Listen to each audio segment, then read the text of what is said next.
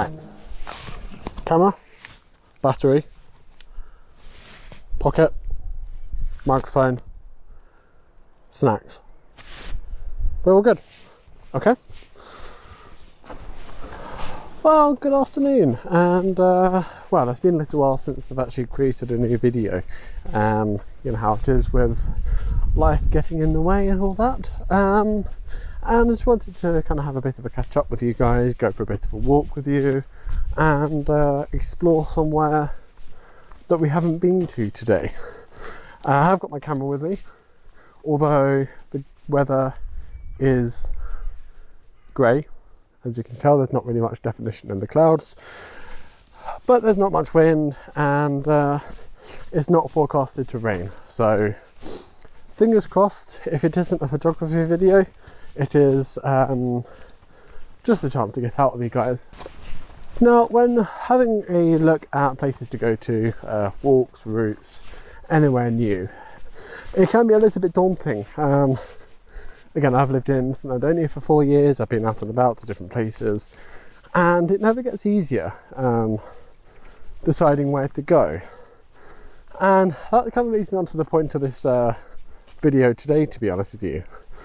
The idea of using maps tracking software on your phone. I've actually got a new one today. I showed RS Maps previously, and just giving it a bit of a test out, to be honest. Now, with the map tracking software, it's quite interesting because you have a bit of a general idea of distance, length, incline, difficulty of course as well, and sometimes with more popular routes there are often pictures on there as well, so you can actually have a quick look before you actually kind of go on the route as well. But it's actually something I quite rely on whenever I go out, and I do spend far too much time just looking, saving, and re-looking at walks moving forward. And let me show you the one I'm using today. So the one I started to use is called Outdoor Active, and they do have a free membership, which I will be honest, I haven't tried because I've paid for the year. But if you do pay for the year, what happens is you get added benefits of downloading maps, GPS tracking. You can create your own maps and share them, and I'm quite intrigued by the community feature that they offer. It just sounds like quite a nice way to get to know other hikers, what's good, what's bad, and potentially to ask questions. Again, I haven't tried this feature out just yet, but you never know. Hopefully it works. And I have actually also given quite a few others a go. All Trails do a similar version, RS Maps do a similar version. So this isn't necessarily an endorsement of Outdoor Active, but it's just the idea is the tool for you to be able to explore and have a bit more confidence in where you're going. I can give also a couple of tips if you do consider using one.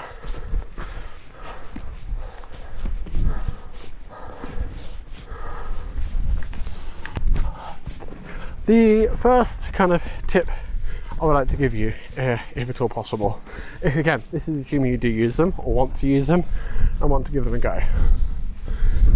Many routes on there can be a little bit untested, let's say, especially if you're traveling quite some distance away. There may not be parking, for example, present where the route starts. I guess you could call this a bit of a tip or a hack, whichever you prefer, but is if you see multiple routes starting at the same point, that's generally an indication that you can park there. And just because, again, you may not know the area. For example, this place I've never walked beforehand, but it's just an added peace of mind when you do have a look, essentially. for example, Brecon Beacons, Pennyfant Mountain, you will see 30, 40 routes. So in order for so many routes to, of course, take place, generally people have to park there. So just a bit of a tip and a bit of advice. It is a bit of a shame that visibility or the light isn't that great. It's a stunning walk, and it's so quiet as well. So yeah, well, I doubt it's going to brighten up. The weather says not, but we'll sort of see.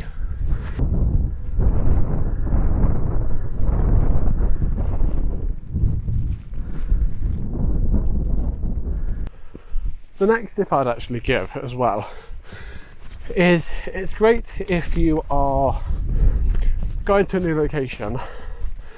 Most of these offer a free trial, 7 days, 14 days.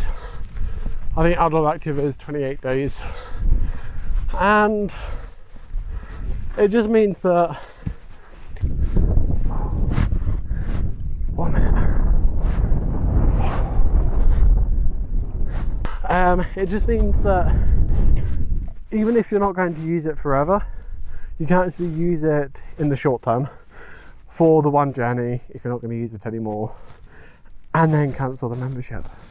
Basically means, of course, if you do, then you get all the benefits of the GPS tracking, downloading maps and so on, without having the burden of, well, bringing an app potentially, although I will always recommend bringing one, or without the potential of getting lost, essentially. Many of them also have a emergency mode as well, where it actually tracks your last known location and alerts authorities. So that's quite a bonus. Yeah.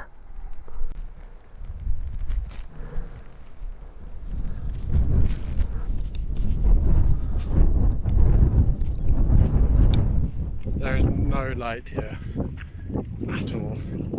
Just grey. Just grey. Well, I'm using it as a scouting location anyway. And yeah. I don't think I'm going to get any pictures today. You never know though. You never know. Now, another added bonus of these as well is, and I'm happy on about them, and I'm not saying for you to buy one, of course, but what I'm saying is, if you are outdoorsy, or if you want to try somewhere new, it's just an added peace of mind and a piece of security. Just somewhere you can reference yourself and reference your location. But yeah, anyway, so my route takes me up there somewhere, not the one I'm meant to be going on, but with the maps they actually tell you many of the topographic locations. So for example, I've just noticed Table Mountain, and I only know that because the map told me. And the thing is, it's a diversion, which means a bit of a longer walk and so on, but it also tracks your location as well. So if you do go on a diversion, it will essentially guide you back to the path, so you can just explore new places just off the beaten track.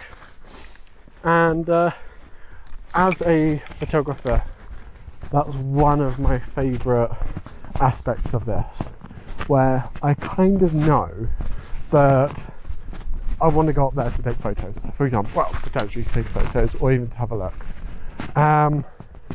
But it just means that I know I can get back to the route I'm meant to be taking, and it also shows you alternative routes to get back onto the track without having to double back on yourself. So for example, this one here connects to the same route that I was going to go on before, whereas if I hadn't had the app, then I wouldn't have necessarily known. But quite dramatic, actually. It's quite cool. Yeah, we'll see what's up top.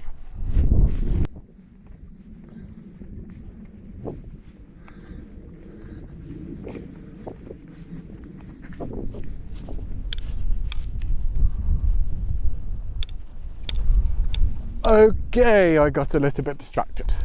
Anyway, this is exactly my point. So, if I show you the route that I'm actually taking right now,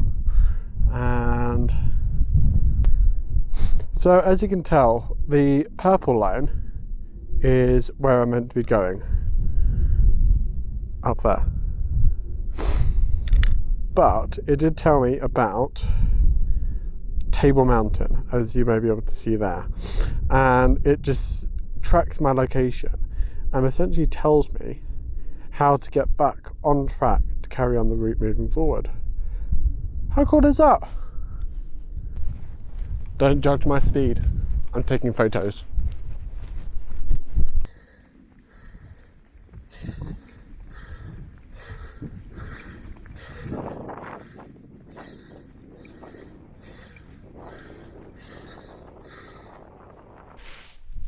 Now, I'm not going to get any landscape shots today. It's, well, the clarity is next to kind of, well, nothing. But I have seen something which I never thought I'd expect to see on the top of a mountain. And strangely, it makes sense as to kind of why it's up here. How weird is that? Just casually kind of sitting there. Of course, I know that there's loads of bags of stones here, but yeah, how cool. I have taken some pictures because it's quite weird, and if they're any good, have a look.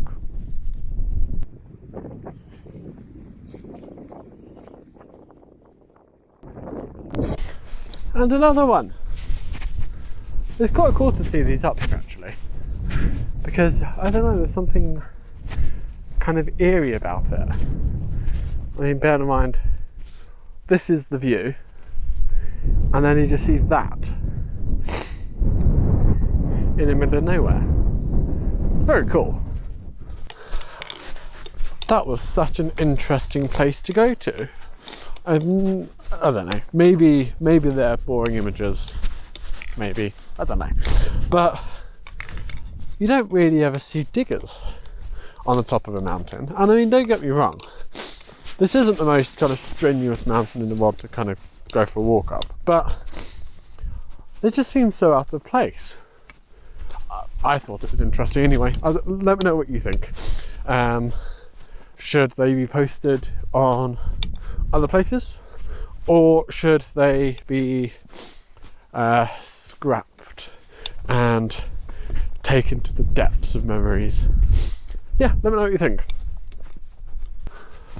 Anyway, one final thing I like about using these online tracking maps is because it tracks how far you're going, tracks your distance, tracks your time, you have quite a good idea of how much time you've got left.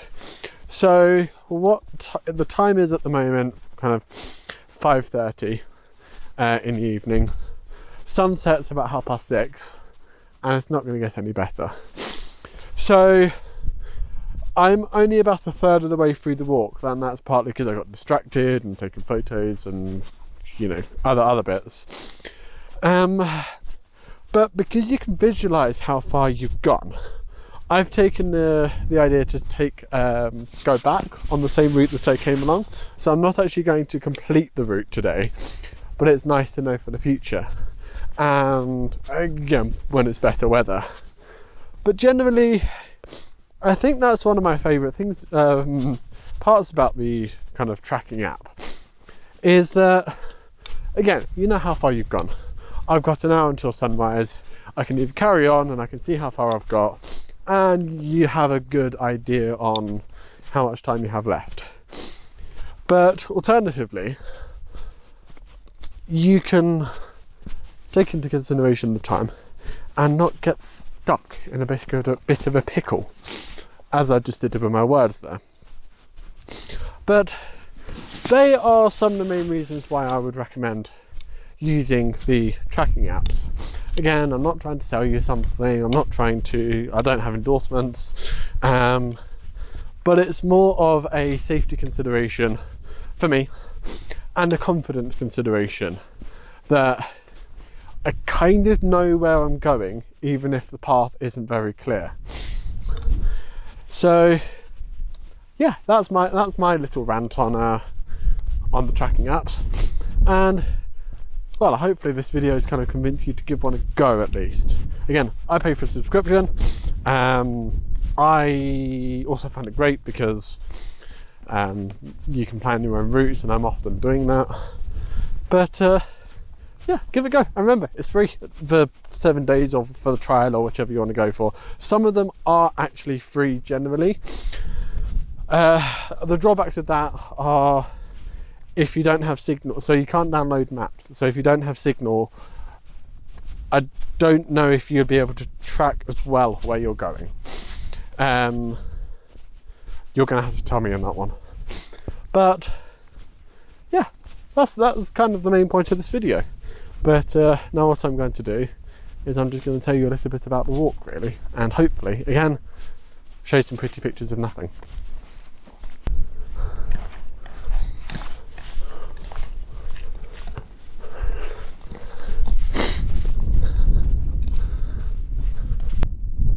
Bit of advice: don't do leg day before going for a walk up a mountain. It hurts more than it should do. Again, this isn't strenuous. Well, it is today because I've done leg day, but yeah. Now, as I've said, I've done ranting about the tracking apps and how great they are and all so on. So let's actually talk about this route a little bit. Again, I am always kind of hiking in different places. I'm not cultured enough to know the tops of every mountain, if I'm honest. But I'll share the link to the route below for you if you wish to both give Outdoor Active a go and if you wish to give this route a go as well. Again, take a little bit more time than the stated time. It says 2 hours and 50 minutes there or thereabouts to finish. Especially if it's a nice day, you may want to have a look at the views because it looks like there would be some stunning viewpoints, especially at the top. But so in terms of the route, it's not particularly difficult. You have challenges, but it's quite well pathed actually. I was expecting this one to be a little bit more hidden, so for example more shrub walking and less defined paths. But as you can tell, so I'm walking on this one, and that's another route that you can take over there, and it's quite straightforward. You kind of know where you're going, and it's you can track it even if visibility is not great essentially. So I quite like this route, if I'm honest. This is in the Black Mountains. The previous mountain I went up to was Table Mountain, just for a bit of context as well. But for me, this is one definitely worth going back to, I think. When it's clearer, when it's a bit more kind of interesting, definitely be back. And with that, I'd actually recommend for anybody who's interested to give it a go as well, as a bit of a day out, if you're in the area, of course. Another point about this walk is that if you go up to, for example, Penny Fan, it is busy all the time.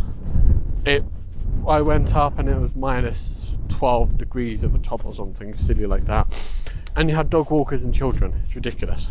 But here I've been walking for a couple of hours now and I haven't seen a soul, and it's been an absolute delight. If you can hear the calm anyway.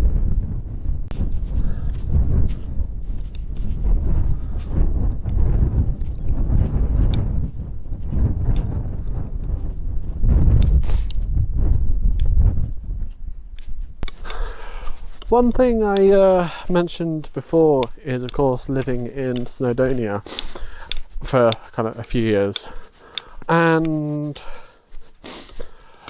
it's something that I very often miss actually.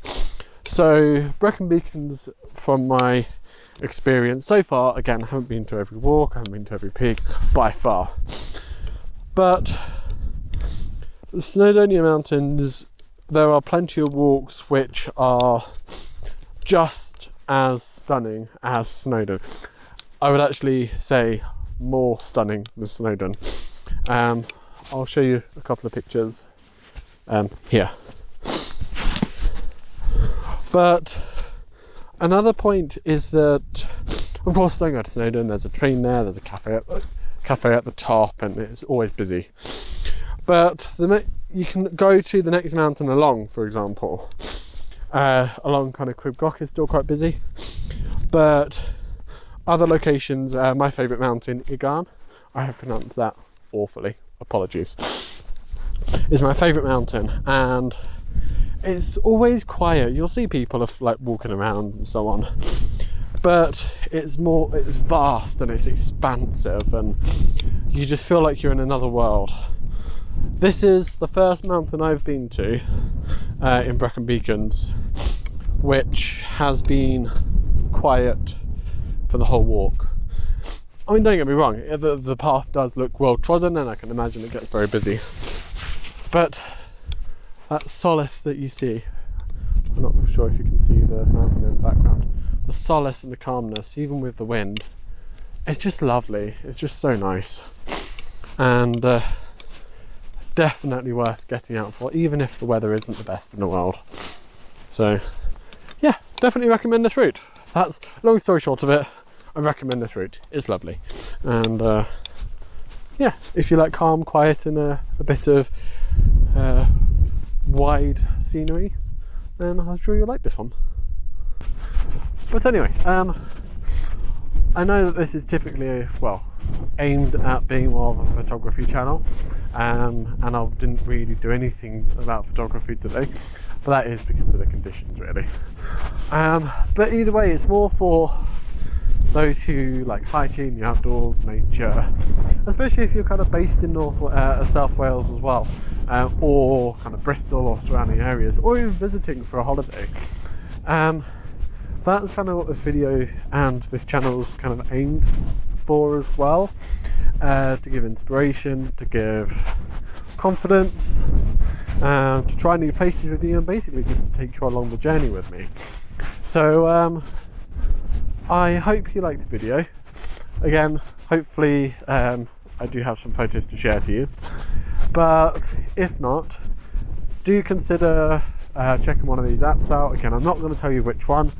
I use Outdoor Active, and it's the first time I've used it, so I'm relatively new to it.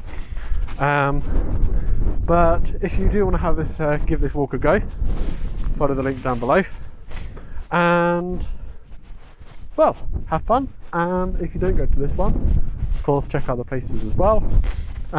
Make sure you have time for you. Make sure you have time to enjoy the outdoors, and look after yourself, even when the conditions don't want to play ball. But yeah, anyway, thank you again for watching. Please do consider subscribing, liking, commenting. Let me know if you've been up to Table Mountain or any of the mountains around the area. I would also appreciate recommendations on other walks to go to around, not necessarily Brecon Beacons, but kind of further afield as well. If you know of any photography spots as well, that would be great, because I'm new to the area. But otherwise, I will see you next time.